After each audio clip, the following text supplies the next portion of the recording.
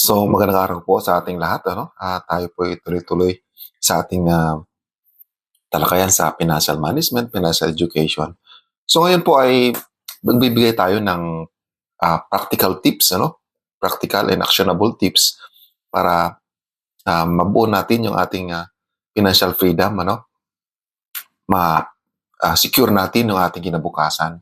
So, these tips are very practical, ano? Kayang-kayang gawin at sa tingin ko naman, ano, as we practice these things, makikita natin yung kaibahan ng ating financial life. Pagdating ng panahon, although medyo mahirap at first, ano,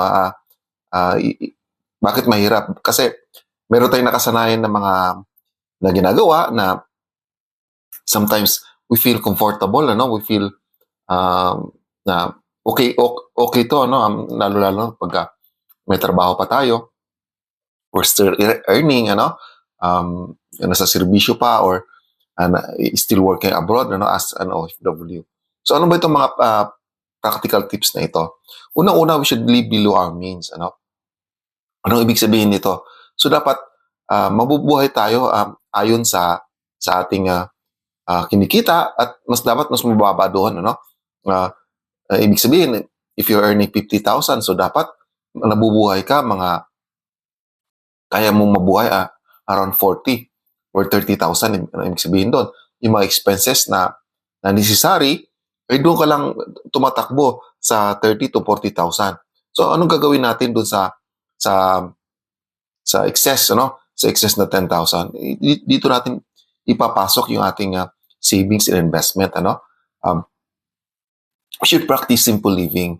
Ito yung isang bagay na napakahirap minsan, ano, lalo na sa age of social media. Nakikita natin yung mga kaibigan natin, mga kamag-anak natin, mga contemporaries natin na flexing things that are very attractive para sa atin, nakaka-attract na gawin din kasi they seem happy sa kanilang ginagawa, without knowing na yun pala ay inutang lang, or kasi pagka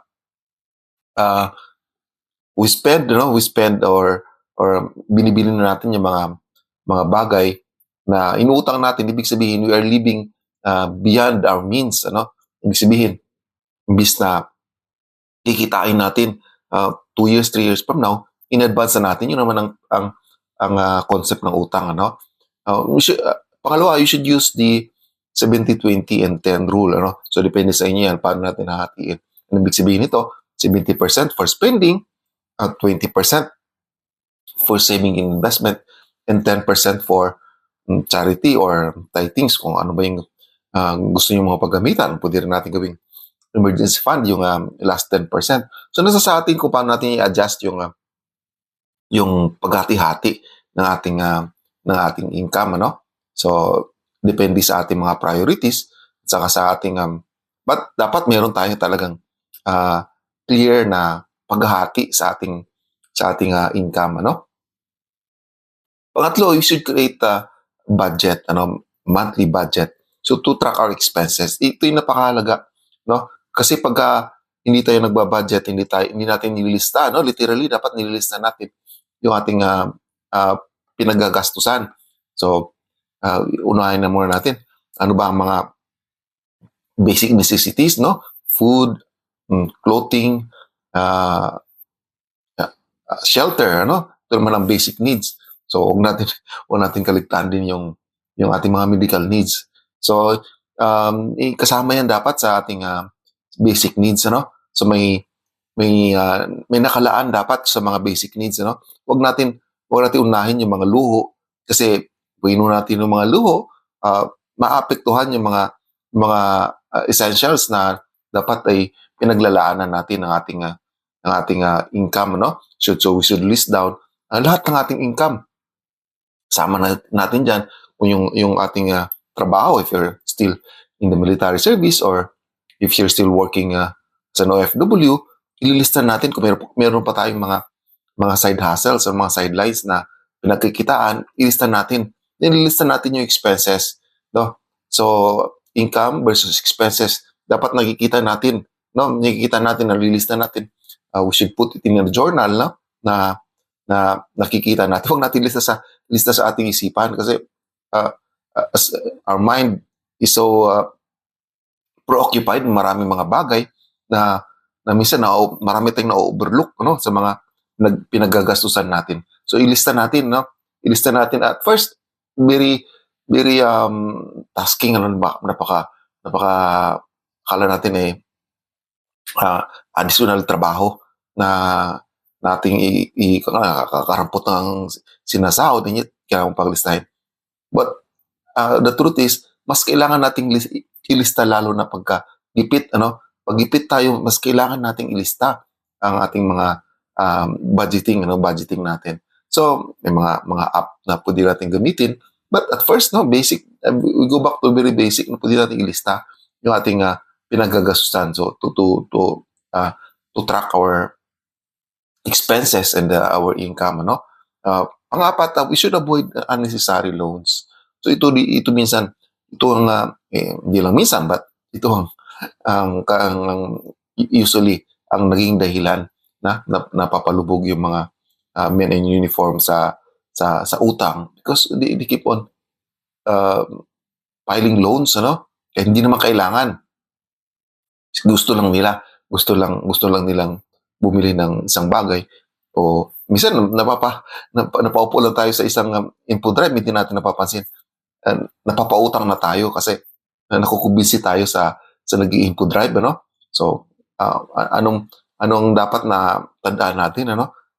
Huwag tayong mangutang just to buy a new phone, no? Just to buy mga expensive or branded na mga damit, ano? Or magbakasyon, no? Kasi pagka inutang natin yung ating bakasyon, ibig sabihin nag-enjoy tayo for how many days, and yet babayaran natin for how many years. So the effect of loan or debt is napakatagal na nating pagdusahan. So dapat we should be conscious, ano, saan ba natin kung mag-uutang tayo, saan ba natin 'to gagamitin, no? Kung hindi naman kailangan or hindi naman emergency o hindi naman talaga siya importante, so we should set aside, ano? So ibig sabihin niyan, kung gusto natin magbakasyon or gusto nating bumili ng isang bagay, pag-ipunan natin in such a way na hindi na tayo resort to pangungutang, ano? And the process, no, ng pag-iipon ay minsan nagkakaroon tayo ng mga realization, ano? Hindi naman talaga kailangan na gumastos o hindi naman talaga kailangan bumili na ganito kamahal na cellphone. So minsan the delaying gratification will also give us this realization na mahalaga ba talaga ang ating paggagastusan. So we go to the next tip, no? Delay gratification, ika nga, no? Ito yung sinasabi ko. So kung di mo natin kailangan ngayon, ipagpaliban muna, no? Kung yung cellphone natin ay still working, no? Nakakatawag, nakaka-text or nakaka-chat pa naman tayo. So hindi naman natin kailangang upgrade, ano? Kasi minsan may ibang mga tao they just go with the trend, no? Kasi may bagong labas na modelo ng cellphone na ganito, gusto rin nilang sumabay. Pero minsan kasi pag nag-upgrade naman ng mga cellphone, konti lang naman ang mga dinadagdag na mga features. Pero ang presyo is napakalaki ng diferensya, no? So wag tayong madala sa trend, no? So we should delay this, no? Lalo pag medyo malaki yung halaga ng bibili natin. Should delay it for how many days, no? So at most should wait for around 30 days if it is a major purchase. So on the process, yung sabi ko kanina, in the process of delaying, nagkakaroon tayo ng realization na may mga mas mahalaga pang bagay na dapat mapaggastusan. So it develops discipline and it reduces yung impulsive spending, ano? Very importante ito. Kasi minsan napunta lang tayo sa mall and then pa-encounter lang tayo ng isang isang magandang sales lady or isang convincing na salesman, um, hindi natin na mamalayan na tayo napapabili or tayo napapaswipe ng ating credit card, yung credit card. And minsan na hindi natin namamalayan, akala natin, ano ba yun, para tayong na-hypnotize or but actually, um, kinuha lang nila yung ating loob at kinumbinsi tayo because no, human being as we are, tayo emotional being at nakuha nila yung ating emotion, papabili tayo. So dito natin nagagamit yung delay gratification. Sabi natin, asa ka na, babalikan na lang kita or uh, babalikan, wala pa akong budget, ano. So you decline politely, and wala namang masama pagka di-decline natin, ano. So, lalo hindi naman natin kakilala yung mga tao na yun. So, next thing, very important ito, next na tip natin is build an emergency fund. This is an underrated tip na marami sa atin ay sinasawalang bahala, ano. You start small, about 3 to 6 months na living expenses, medyo malaki, let's say 30,000. So, basically 90,000 kung 3 months, or 180,000 kung 6 months yung living expenses. Mukhang malaki, mukhang malaki. But this is very important because this will protect us from resorting to loan pagka karoon ng emergency, mawalan ng trabaho or magkasakit sa pamilya, pag wala pa tayong mga insurances. This emergency fund will be our buffer, na hindi tayo magpapanik pagka nilipad ng bagyo yung ating bubong, hindi kaya ng mga disasters ngayon, na lindol, saka malalakas na ulan, bagyo at saka mga baha, So, we should build up this one. We should build our emergency fund, dahan-dahan, Then, bigyan natin to ng attention, Bigyan natin ng attention yung emergency fund. Always dapat meron tayong emergency fund.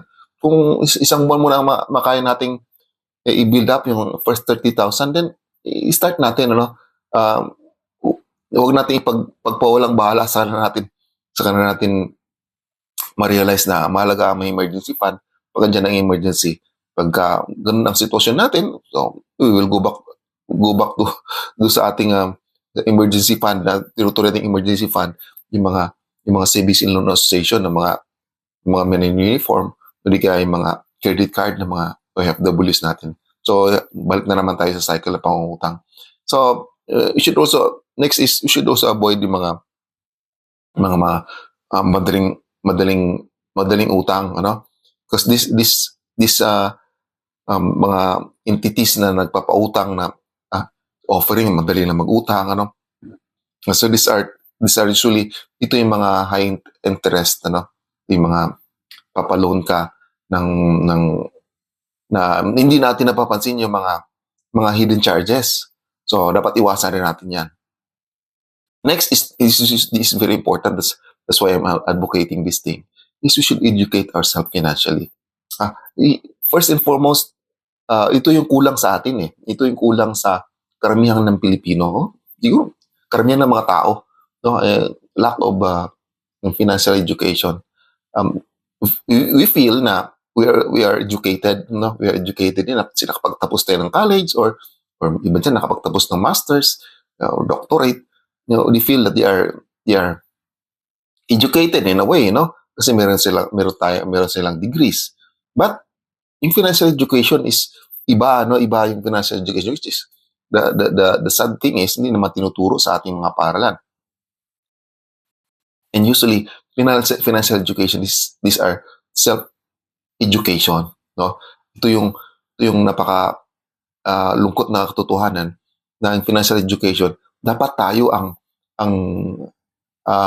nag-i-strive na matututunan. Maraming mga sources, maraming nag-share ng mga ideas, and yet dapat tayo mismo, kasi sa financial education, minsan dito na natin na-apply yung trial and error, mga lesson learned na dapat hindi natin inuulit, yung mga pagkakamali na hindi natin inuulit in terms of mga financial mistakes, nalubog na tayo sa utang, and yet we keep on piling our loans, just to cope up, hanggang sa hindi tayo nakakaahon. So we should invest time, even resources, even money, huwag tayong maghinayang kung kailangan nating mag-attend ng seminars, and then we pay minsan medyo mahal ng ibang mga seminars, and yet the benefit of financial education para sa atin ay exponential, hindi ito sinasabing pag hindi tayo financially literate, hindi tayo mag-aahon, hindi tayo makakaahon sa ating sitwasyon. So we should strive to be financially literate. We should be financially educated. So ito yung parati kong ini-emphasize, Huwag tayong mag-relax, Huwag tayong makontento sa ating sistema. Sa tingin natin, okay na ako. Kasi usually, ano ba naman yung financial natin, practices natin, saan ba natin nakukuha yan? Usually, na-adapt natin sa mga parents natin or sa mga taong sa paligid natin. And then, pag hindi natin nakukuha yung tama na financial management, through financial education, matutuwa na lang tayo kung ano yung nakagawian ng parents natin, o ano yung sitwasyon ng mga tao sa paligid natin. Malamang at malamang yun, ganun rin ang ating magiging sitwasyon, Next is, ito, very totoo ito sa mga OFWs. We should be honest to our families of our financial situations, sometimes, kasi, way back then, pag ako'y nasa Pilipinas pa, ako'y hindi pa OFW, feel ko parang madali lang kumita ng pera sa abroad, So, nung nandito na ako, I really realize, ang dami ko realizations that hindi naman ganun pala kadali, And then, we see the struggles ng OFWs. Yung iba is experience abuses, yung struggle na makahanap ng trabaho, then yung uncertainty na yung trabaho mo ngayon, maaaring sunod na buwan, wala na kasi things are changing, companies are merging, mga businesses are also closing down. So hindi natin alam yung sitwasyon ng ating mga mahal sa buhay sa abroad, ang ating in-expect lang tayo, mapapadalan tayo ng pasalubong, mapapadalan tayo ng mga remittances. So as OFWs, so dapat alam, or kahit yung mga uniform personnel, dapat alam ng mga mahal nyo sa buhay kung ano yung financial situation ninyo. So pinag-uusapan yun, I'm talking about yung immediate family, So immediate family lang. Huwag natin si masyadong involved yung ibang mga extended families. Hindi na natin concern yun. Sa ating immediate family, dapat alam nila kung ano yung situation natin, So kasama kasi ito sa financial education. So hindi lang dapat yung breadwinner ng financially educated, dapat kasama yung mga dependents, kasama yung mga umaasa sa mga breadwinners. Kasi yung mga breadwinners ay alam na nilang kumita, pero yung mga dependents are not aware yung financial situation ng breadwinner, anong mangyayari? We'll just spend, hingi lang ng hingi, hindi rin nila inaalat, hindi rin nila pinapractice yung ating sinasabi nung last time, yung pagbabudget, yung pagtatrack ng mga expenses, living below their means, hindi nila mapapractice yun, akala nila walang katapusan yung pagpapadala. So you should discuss things, in a civilized and calm manner, hindi naman dapat pinag-aawayan, so ito dapat yung ating pinapaalala sa ating mga mahal sa buhay, na hindi madali kumita, lalo na sa uniform personnel, yung buhay, pawis, dugo ay yung ating pinupunan, Same with our OFWs. Hindi ganun kadali ang kumita ng pera. So we should mm, educate, we should share, we should um, na maging aware yung ating mga mahal sa buhay for them to value yung ating pinaghirapan, no? Hindi ito pinupulot lamang. So, ito yung ating i-share ng mga tips. They're practicable tips na pwede natin gawin dahan-dahan or one at a time or two at a time. Pwede natin itong i-practice. And then, kasi iba naman, related naman yung iba, di ba? Related naman yung iba. They are interconnected, they are related. So, ano ba ito mga, we will review, no? We should live below our means. Mamuhay tayo ng mas mababa sa ating kinikita. We use the 70, 20, or 10% rule, or depende sa inyo. Ibang gamit na 50, 30, 20% rule. So, dapat meron tayong sistema, no? Yung paghahati-hati ng ating income. Then we should create budget, no? Track our expenses in such a way na alam natin kung magkano kinikita natin at magkano yung ginagastos natin. No? Umiwas sa mga hindi naman kailangan na pangungutang, ano? Saka yung mga we should delay gratification, no? Para hindi tayo maging impulsive spender, no? Build our emergency fund, very important ito. Huwag natin ito isa walang bahala. And then huwag tayong we should educate ourselves, no? We should educate ourselves financially. Then we should also involve our dependents, no? We should give them the idea kung ano yung ating financial situation, for them to be also conscious sa kanilang spending. Then pahalagahan nila, hanggat maaari, palaguin rin nila yung ating pinapadala, ating binibigay. Now, in such a way na padating ng panahon, they also stand on their own feet, ano, hindi lang sila aasa, no? Ugod-ugod na tayo, sila yung nasa mature age na, umaasa pa rin sila sa atin, ano, pareho na magiging pagkukulang natin, kulang tayo sa pag-remind sa kanila, and then sila rin na hindi nila ginawa yung kanilang mga dapat gawin, na which is pahalagahan yung ating mga pinapadala at binibigay na ating pinaghirapan. So, one thing also is we should have this financial body ng ating or kung practical sa atin, dapat meron tayong mentors. We should have mentors to guide us. Kasi ano bang concept ng mentoring that pagdating sa financial education, no? Or financial management. Kasi we find mentor, no? Ito yung mga tao na narating na nila yung ating pinapangarap pa lamang na financial freedom or financial stability. So narating na nila, na-achieve na nila, no? Naranasan na rin nila yung mga kapalpakan na maaring naranasan na rin natin or kasulukuyang nararanasan or maaring mararanasan pa natin. So, magandang meron tayong financial body or financial mentor na pwede mag-guide sa atin, ano? So, it will create accountability, ano? Let's say, meron kang best friend na magkaroon kayo ng sort of friendly discussion parating sa one. Then, this friend, ano, kung pagkatiwalaan natin, pwede nating open sa kanya yung ating situation, then we should accept yung mga feedbacks, ano.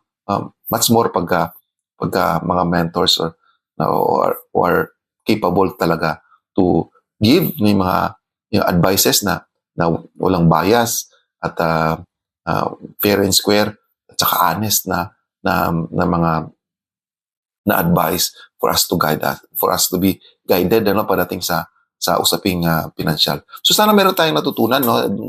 These are things para sa iba ay simple, pero pagka hindi natin i-practice, will definitely make us broke, ano? Hindi tayo makapag-retire na maayos, no? Hindi tayo makapag-purgod, no? Makapag-purgod ng maaga. Sa mga uniformed personnel, tuloy-tuloy pa tayong magsiserve kahit gusto na natin mag-retire, no? Sumasakit na yung mga tuhod natin, hindi na tayo makapag-road run. And yet, tuloy pa rin tayo kasi hindi pa tayo makawala-wala sa dami ng utang. So, these things will help us and will guide us to gain financial freedom. Eventually, retire happy and financially free. Tsaka, we should spend yung rest of our lives in a way na gusto natin, ano. So sana meron tayong natutunan at sana tuloy-tuloy tayong magpunyagi, ano, na we build this financial freedom.